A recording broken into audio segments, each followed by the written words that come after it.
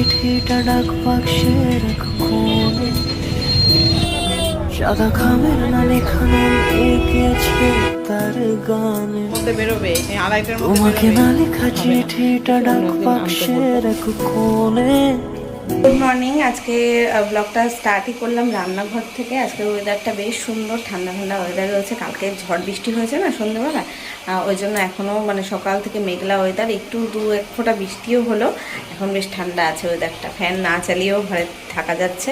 তো এখন সকালের আপডেট হচ্ছে, সকালের সমস্ত কাজকর্ম হয়ে গেছে, চা খাওয়া হয়ে গেছে। এখন রান্নাঘরে আসলাম বাজার। এত কিছু সবজি বাজার নিয়ে এসে দিয়েছে, একটা ডিম এনেছে, আর আজকে রান্না হবে মাছ। মাছটাকে আমি না যখন চা খেয়ে উঠলাম তখনই ধুয়ে টুয়ে লবণ হলুদ মাখিয়ে রেখেছি। এগুলো হচ্ছে তেলাপিয়া মাছ, ছোটো ছোটো তেলাপিয়া মাছ। আর এটার ভিতরে শাক রয়েছে, শাকটাও করবো ভাবছি, কলমির শাক আছে এর মধ্যে। আর এখানে এনেছে চিচিঙ্গা, তারপরে হচ্ছে ঝিঙে, পটল, উচ্ছে, বেগুন, তারপর হচ্ছে এক গাদা শশা নিয়ে এসছে। বলেছিলাম শশা আনতে, একটু শশা খাবো বলে শশা, টমেটো। এটা আবার কুমড়োটা এনেছে কেন, একটু পুঁই শাক আনলে ভালো হতো, পুঁই শাক দিয়ে কুমড়ো খাওয়া যেত, যদিও আজকে হবে না, দেখি অন্য একদিন আনতে বলবো। কুমড়ো যখন এনেছে পুঁই শাক আনতে বলবো। আর এই হচ্ছে লঙ্কা, লেবু আছে এর ভেতরে। তো এটা এক ট্রে ডিম না, সরি ভুল বলেছি, হাফ ট্রে ডিম। তার থেকে একটা ডিম বাবাইকে ভেজে দিয়েছিলাম, ওরা দুজনেই ভাত খেয়ে বেরিয়েছে। কালকের চিকেন খানিকটা ছিল, সেই চিকেন দিয়ে ভাত ফ্রিজে রেখে দিয়েছিলাম, সেটা গরম করলাম। গরম করার পরেও ওরা খেয়েও, এই যে অল্প একটু তলানি ভাত রয়েছে, এটা আমি খাবো না, কুকুরকে মেখে দিয়ে দেবো। তো বাবাকে আবার চিকেন মানে খাইনি, ওকে ডিম ভেজে দিলাম, ডিম ভাজা দিয়ে ভাত দিয়েও খেয়ে গেল।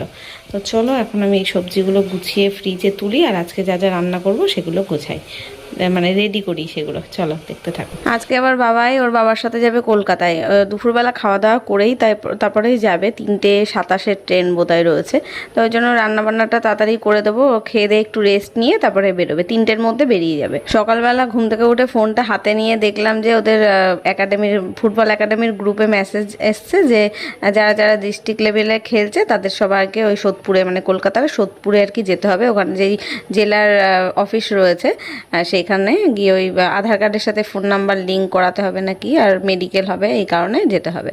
তো সেই কারণেই আমি সকাল থেকে এখন একটু ব্যস্ত, রান্নাবান্না করব। সবজি তো অনেক কিছু নিয়ে এসছে, কিন্তু কি রান্না করব সেটাই ভেবে পাই না। আমাদের বাড়িতে 1 থেকে 2 তরকারি ভাত খায় সবাই, তার বেশি হয়ে গেলে ওভার হয়ে যায় ভাত। এই কটা অল্প কটা ভাত খায়, তা দিয়ে কী সবজি খাবে কি না ভেবে পাই না। আর আমিও না সকালবেলা ঘুম থেকে উঠে রান্নাঘরে এসে কী যে রান্না করব আমি ভেবে পাই না, কোনটা রান্না করলে সবাই মিলে খেতে পারবো। ওই একজন খাবে একজন খাবে না, মানে ভালো লাগে না তখন। তো এই ভেবে চিন্তে বের করলাম। মাছটা তো আজকে নিয়ে এসছে, মাছ আনা নিয়েও সকালবেলা কি ঝামেলা। সকালবেলা বাজারে গিয়ে প্রত্যেকটা দোকান ঘুরছে, আর বাজার থেকে আমাকে ফোন করে বলছে বাজারে এই মাছ আছে ওই মাছ আছে, কি আনবো কি না। এবার বাবাই কোনো মাছই খায় না, শুধু পাবদা ছাড়া। চিংড়িটা আমাকে না মানে ডাক্তারবাবু একটু অ্যাভয়েড করতেই বলেছে। কিসের থেকে যে আমার অ্যালার্জি হচ্ছে সেটা তো টেস্ট করা হয়নি। বললো ছোটোবেলার থেকে তুমি তো সব কিছুই খাচ্ছ, কিছুতে কি বুঝতে পেরেছো যে কোনো অ্যালার্জি রিয়াকশান হচ্ছে? তো আমি তো বললাম না। তাও উনি বললো যেগুলোতে নর্মাল অ্যালার্জি হয় সেইগুলো একটু অ্যাভয়েড করে চলার জন্য, যেমন কচু, যে কোনো ধরনের কচুর শাক, তারপরে চিংড়ি মাছ, ইলিশ মাছ, তারপরে আরও কী যেন বললো, পুঁই শাকটা খেতে আবার বারণ করেনি। তো এই সমস্ত বারণ করেছিল, মানে যেগুলো বারণ করেছিল আরও কী আমার এখন ভেন্ডি, এগুলো বারণ করেছে। তাই ভাবলাম তাহলে থাক, চিংড়ি মাছটা আর আজকে খাবো না, একটু ছোট ছোট তেলাপিয়া মাছই খাই, এটাই বললো আর কি। পেয়েছে বাজারে। আর পাবদা মাছও আনতে বললাম না, কারণ বাবাই গেছিলো ওর বাবার সাথে বাজারে সকালবেলা। ও গিয়ে বলেছে না মাছটাছ আমি কিছু খাবো না, আমার জন্য ডিম কিনে দাও। তাই দেখলে হাফ ট্রে ডিম নিয়ে এসছে, ওকে 2টো ডিম সেদ্ধ করে কিংবা অমলেট করে দেবো খুনি, তাই দিয়ে ও খাবে। আর আমাদের জন্য একটু সর্ষে বাটা দিয়ে আর বেগুন আলু দিয়ে মাছের ঝোলটা করলাম পাতলা করে। আবার বাবাই খাবে বলে বাবার জন্য ডালও করতে হবে। আবার বলেছে কি ডালের মধ্যে পেঁয়াজ টেয়াজ কিছু ফোড়ন দেবা না, শুধু এমনি নর্মাল ডাল করবা, সেদ্ধ করে দিলে বেশি ভালো হয়। তাই একেবারে সেদ্ধ ডাল করলে আমরা তো আর খেতে পারবো না, তাই অল্প একটু পেঁয়াজ ফোড়ন দিয়েছিলাম, একদম সামান্য। আর বাবাকে যখন ডাল খেতে দিয়েছি বেছে বেছে দিয়েছি, যাতে ওর পাতে পেঁয়াজ না পড়ে। ও সব খুঁটে ফেলে দেয়, মানে বাঁচতেই ওর সময় চলে যায়, খেতে পারে না। আর ভাবলাম ভাতের মধ্যে একটু একটু আলু সেদ্ধ দিয়ে, আলু সেদ্ধটা বাবাই ভালোবাসে, আলু সেদ্ধ মেখে দেবো খুনি ডালের সাথে, আর ডিম সেদ্ধ দিয়ে ভাত খেতে পারবে। গরম ভাত যে কোনো কিছু একটু ঘি দিয়ে হলেও ও খেয়ে নিতে পারে, ওর নিয়ে অসুবিধা নেই। মাছটা খায় না, এটা আমি একটু জোর করে খাওয়াতে চাই, মাছের পুষ্টিটাও তো একটু দরকার না। তো এটাই হচ্ছে ব্যাপার। তা আমি ওদিকে দেখো ডাল ভাত আর মাছের ঝোল অলরেডি মানে বসিয়ে রেখেছি, ভাত হয়ে গেছে, ভাত কি নামিয়ে ফ্যান ঝরিয়ে নিয়ে নিয়েছি, আর মাছের ঝোলটা ফোটাচ্ছি। আর এখন আমি শাক কাটতে আসলাম। শাক কাটাটা আমার তখন থেকে হয়নি, শাক কুচাতে একটু সময় লাগে, ধুয়ে বাছতে হয়।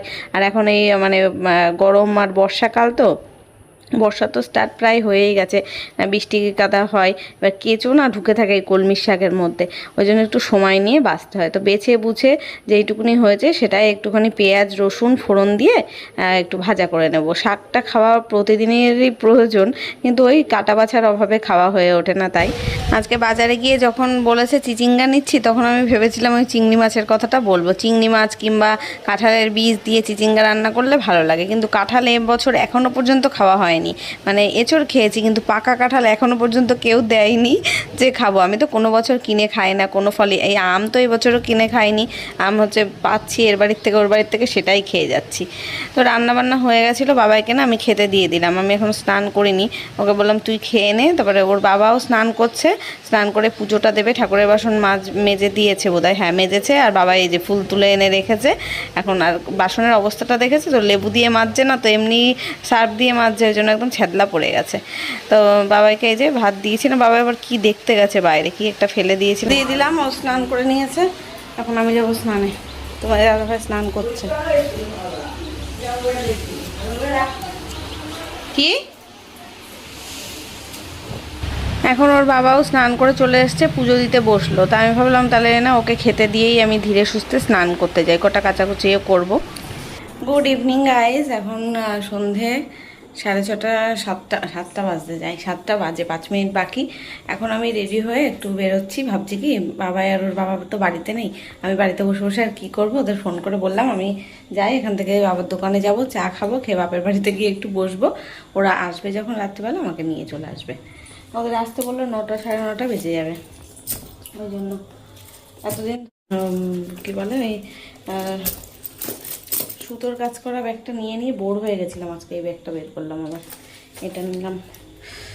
আর আমার এই ঘড়িটা না আগের ফোনটার সাথে ম্যাচ করা ছিল, এই ফোনটার সাথে ম্যাচ করতে হবে, এখনও 3:16 বেজে রয়েছে, তাই এটাও নিয়ে যাচ্ছি, পরে যাচ্ছি, এখনও সময় নেই, গিয়ে সেট করব এটা। তো এই হচ্ছে আমার লুক। চলো, জল খেতে গিয়ে ভিজিয়ে ফেলেছি কুর্তিটাকে, চলো বেরিয়ে পড়ি।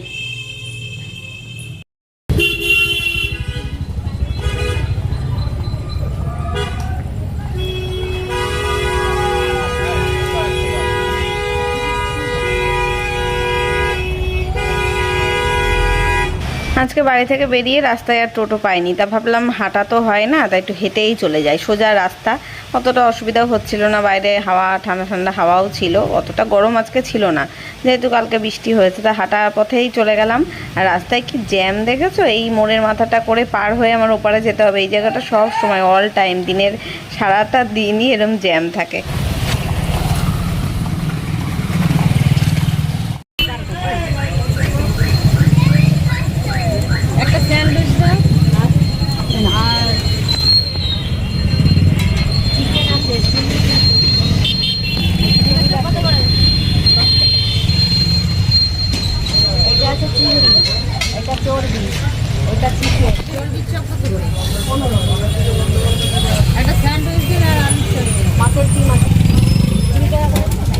আবার গেট পড়েছে, আবার গেট পড়ে। হাঁটতে হাঁটতে চলে এসেছি বাবার দোকানের এখানে বাজারে, তাই এসে যখন আমরা ঢুকবো দোকানে দেখছি প্রচণ্ড ভিড় রয়েছে বাবার দোকানে, অনেকে বসে রয়েছে। তা আমরা আবার ওপারে গেলাম, রেল লাইন পার হয়ে, ওখান থেকে মা চপ খাওয়ালো, পেঁয়াজি বেগুনি আর ফুলুরি কিনে খাওয়ালো। তারপরে আবার এপারে আসলাম দোকানে, এখন দেখলাম ফাঁকা হয়েছে, বসলাম দোকানে এসে চা খাবো। বাবা আবার দেখছি যে এই টোস্ট, পাউরুটির টোস্ট বানিয়েছে, শর্ট পাউরুটি বানিয়েছে, তাই আবার দিল, তা খেলাম। আর কি মানে হেঁটে এসে যতটা, তাই মাকে বলছি আমি যতটা হেঁটে এসে ক্যালোরিটা বার্ন করলাম, এই যে এখানে এসে এত কিছু খাওয়া দাওয়া করে আর তার ডবল ক্যালোরি আবার হয়ে গেল। এর মধ্যে তোমাদের দাদাভাইকে ফোন করে জিজ্ঞেস করলাম ওরা কত দূর, এখন প্রায় 8টা পৌনে 8টা বেজেছে। ওরা বললো ট্রেনে উঠে গেছে, 9টার মধ্যে নেমে যাবে। আর ওদের জানো তো কাজ মেটেনি, ওই কার্ড একটা নিয়ে যেতে বলেছিল, সেটা ওদের স্যার বলে দেয়নি, মানে ওদের যে কোচ সেটা তো বলে দেয়নি, কোচের কাছে সেই কার্ডটা রয়েছে। এবার ওটা নিয়ে যায়নি বলে আজকে ওদের হয়নি, অন্য আবার কোনোদিন ডেট দেবে তখন হবে।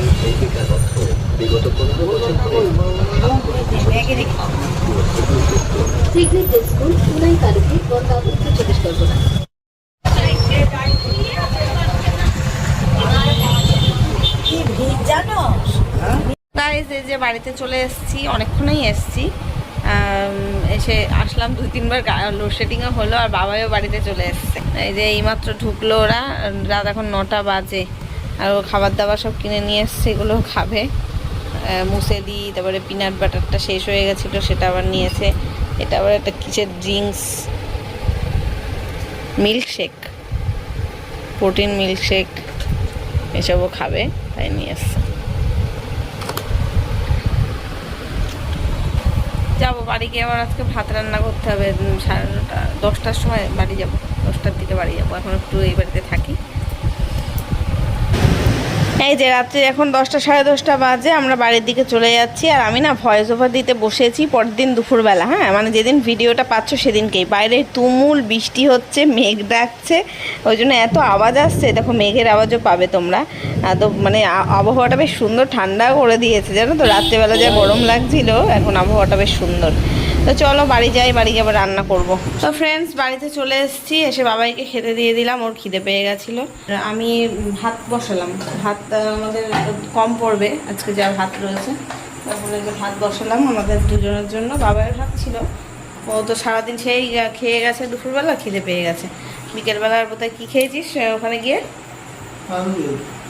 স্যান্ডউইচ খেয়েছে শুধু একটা, ওকে খেতে দিয়ে দিলাম। আর আমি এখনও চেঞ্জ করিনি, করব। আর এদিকে মা গেছিলো আমার মাসির বাড়ি, দিদির বাড়িতে গেছিলো, মাসির মেয়ে দিদির বাড়িতে গেছিলো। তো সেখান থেকে গাছের আম, এগুলো সব ওদের গাছের আম, কি সুন্দর পাকা আম, একদম আম। তারপরে কলা নিয়ে এসছে আর লেবু নিয়ে এসছে, গন্ধরাজ লেবু। কলা আমি বেশি নিলাম না, কাঁচা রয়েছে, নাকি ঘরে রাখলে পেকে যাবে, তো দুটো নিয়েছি। এই যে এক ব্যাগ দিয়েছে, তো ব্যাগ ধরে ফ্রিজে রাখবো। ফ্রিজে না, ব্যাগ ধরে রাখা যাবে না, একটা প্লাস্টিকের ব্যাগে করে ফ্রিজে রাখবো। কোন এগুলো কী দেবো বললি? ফ্রিজ তো বন্ধ ছিল। আচ্ছা দাও একটু খাই।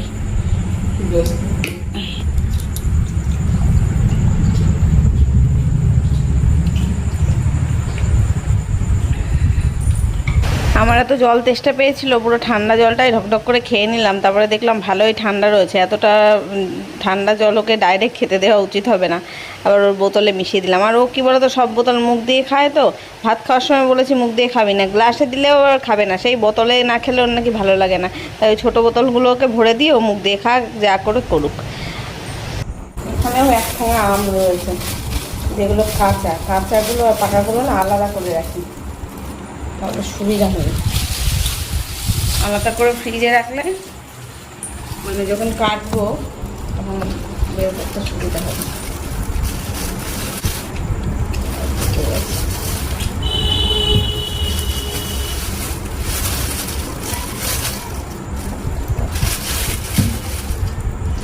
সবই নরম নরম হয়ে গেছে, বোঝা যাচ্ছে না, তিনটে নরম।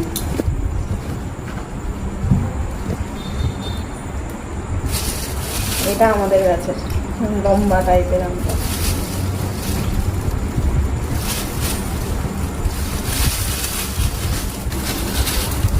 এবছর এখনো পর্যন্ত আমরা আম কিনে খাইনি, সব এবাড়ির ওবাড়ির আম, তাই খাচ্ছি। এখন পর্যন্ত কিনে আনেনি এখন আমার বর আম এখনো।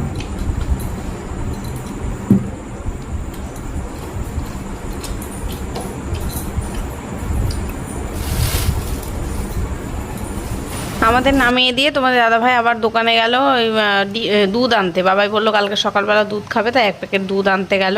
এখন ভাত তো বসিয়ে দিয়েছি, হয়ে গেলে আমরা খাওয়া দাওয়া করবো, করে শোবো। চলো এখন ভিডিওটা আজকের মতো এখানেই শেষ করলাম, দেখা হবে কালকে নতুন ব্লগের সাথে। আজকের ব্লগটা কেমন লাগলো কমেন্টের মাধ্যমে জানিও। চলো আজকের মতো টাটা, গুড নাইট।